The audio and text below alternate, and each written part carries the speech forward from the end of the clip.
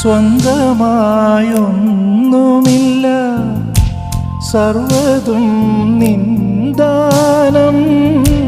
സ്വസ്ഥമായുറങ്ങിടാം സമ്പത്തിൽ മയങ്ങാതെ, മണ്ണിൽ സൗഭാഗ്യം നേടാനായാലും ആത്മം നഷ്ടമായാൽ ഫലമെവിടെ?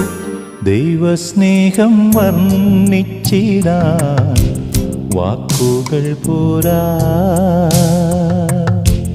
നന്ദി ചൊല്ലിത്തീർക്കുവാനീ ജീവിതം പോരാ.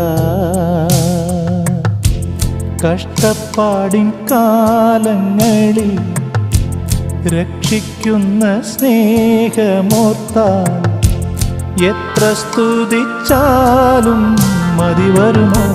ദൈവസ്നേഹം